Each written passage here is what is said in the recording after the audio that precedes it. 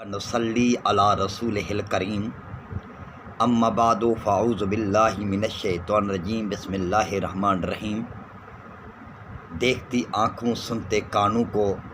محمد قائم دین قصورے کا سلام قبول ہو۔ میرے ہم وطن پاکستانیوں، بزرگوں، نوجوانوں، آج کا جو میرا ٹاپک ہے وہ ہے کہ رب کائنات نے ہمیں اس دنیا میں کیوں بھیجا ہے، کیوں پیدا کیا ہے، اور رب کائنات نے جو احکامات انسان کے اوپر فرض کیے ہیں اس میں کتنا ہی انسان کا فائدہ ہے، کیونکہ رب کائنات اپنی مخلوق سے 70 ماؤں سے بھی زیادہ پیار کرتا ہے، اور ایک ماں کا پیار آپ کے سامنے ہے کہ جب اس کے بچے کو کوئی ڈانٹتا ہے تو وہ تڑپ اٹھتی ہے، اس کو بچانے کے لیے اپنی جان تک بھی قربان کر دیتی ہے۔ تو میرے ہم وطن پاکستانیوں، رب کائنات کی ذات اعلیٰ ذات ہے، وحد لا شریک ذات ہے، اس کا کوئی شریک نہیں ہے، اور وہی ذات اپنے مخلوق سے 70 ماؤں سے بھی زیادہ پیار کرتی ہے۔ میں 1 بائی 1 رب کائنات نے جو اپنی مخلوق کے اوپر جو فرائض سر انجام دیے ہیں، زندگی گزارنے کے جو طریقے رب کائنات نے اپنی مخلوق پر لاگو کیے ہیں، 1 بائی 1 میں آپ کو کے سامنے بیان کروں گا، اور اس کی افادیت جو ہے کہ اسی انسان کے لیے کتنی فائدہ مند ہے وہ بھی میں آپ کے سامنے بیان کروں گا۔ اس رب کائنات سے التجا ہے جس کے قبضے میں میری اور آپ کی جان ہے، کہ مجھے حق سچ بولنے کی جتنی میرا نالج ہے آپ کے سامنے بولنے کی توفیق عطا فرمائے۔ تو میرے ہم وطن پاکستانیوں، رب کائنات نے انسان کو اپنے لیے ہی پیدا کیا ہے، اور رب کائنات نے انسان پر 5 وقت نماز فرض کی ہے۔ اور ایک بات آپ کے سامنے میں کر دوں کہ جب رب کائنات نے انسان کے اوپر 5 وقت نماز فرض کی ہے تو نماز پڑھنا بھی اللہ کی رضامندی بھی ہے، اللہ کو خوش کرنے کا ایک ذریعہ بھی ہے، اور اس سے یہ ہے کہ اسی نماز میں، یہ جو نماز میں ہم جو کچھ پڑھتے ہیں یہ ہم بیٹھ کر بھی پڑھ سکتے تھے، اللہ کی حمد و ثنا بیان کر سکتے تھے، لیکن یہ قیام، رکوع، سجود، یہ تمام کرنے کی کیا ضرورت پڑی؟ اور رب کائنات اپنی محبت کا اظہار اس لیے کیا ہے کہ کیونکہ یہ نماز اگر ہم قیام، رکوع اور سجود کریں، آج کا ڈاکٹر ہم کو کہتا ہے کہ اگر اپنے آپ کو، اپنی صحت کو بہتر بنانا ہے تو مارننگ واک، ایوننگ واک ضرور کیا کریں، اپنے جسم کو ضرور حرکت دیا کریں تاکہ آپ کا جسم تندرست رہے۔ تو بزرگوں، نوجوانوں، تو یہ نماز بھی ایک ورزش بھی ہے، کیونکہ جب ہم ساری رات سوتے ہیں، صبح اٹھتے ہیں تو ساری رات جو جراثیم ہوتے ہیں، پسینہ ہمارے جسم سے نکلتا ہے، اسی سے جراثیم پیدا ہوتا ہے، تو منہ میں بھی بدبو ہوتی ہے، ناک میں بھی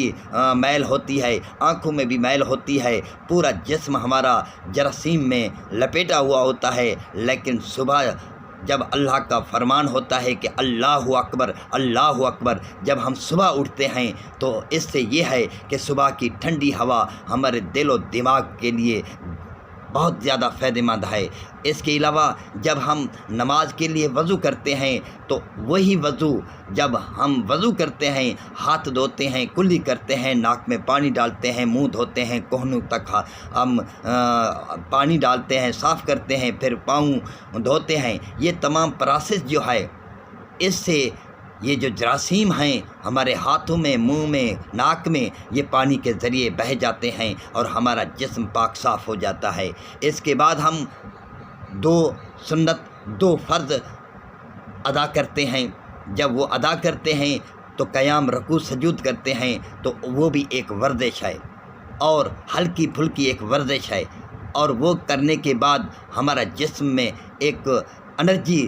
بحال ہو جاتی ہے اور ہمارا دل و دماغ تر و تازہ ہو جاتا ہے۔ پھر ہم وہی نماز ادا کرنے کے بعد، اللہ کی حمد و ثنا کرنے کے بعد اپنے کام میں نکل جاتے ہیں۔ تو یہی دل میں تمنا ہوتی ہے کہ ظہر کی نماز بھی پڑھیں گے، تو درمیان میں اپنے کام ہی کر رہے ہیں، لیکن رب کائنات کی رحمت دیکھیں، رب کائنات کی محبت دیکھیں کہ یہ جو فرشتے ایک کاندھے پر یعنی کہ دائیں کندھے پر یعنی کہ فرشتہ بیٹھا ہے، بائیں پر بھی بیٹھا ہے، دائیں والا ثواب لکھ رہا ہے، بائیں والا گناہ لکھ رہا ہے، لیکن یہ دائیں پر جو بیٹھا ہوا ہے یہ ہمارا صبح سے لے کر ظہر کی نماز تک ہمارا ثواب لکھتا رہے گا۔ تو جب ہم ظہر کی نماز پڑھیں گے تو پھر درمیان میں اپنے کام کریں گے، ریسٹ کریں گے یا کچھ کریں گے، لیکن ہمارا ثواب یہ لکھتا جائے گا عصر تک، عصر سے مغرب تک، مغرب سے عشاء تک، درمیان میں ہم اپنے ہی ایکٹیویٹیز کریں گے۔ لیکن جب ہم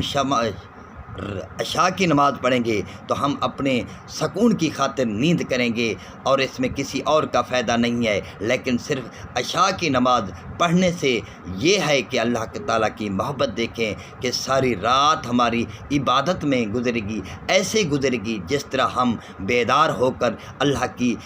عبادت کر رہے ہیں اسی طریقے سے ہمیں ثواب ملے گا۔ تو بزرگوں، نوجوانوں، ہر حکم میں اللہ تعالیٰ کی حکمت ہے، انسان کی اس میں فوائد ہی رکھے گئے ہیں۔ تو اس سے یہ ظاہر ہوتا ہے کہ نماز پڑھنا ہمارے لیے فرض بھی ہے، اللہ کی اس میں خوشنودی بھی ہے، اللہ کا فرمان بھی ہے، اللہ کا حکم بھی مانتے ہیں۔ دوسرے لفظوں میں دنیاوی طریقے سے دیکھا جائے تو اس میں ہمارا جسم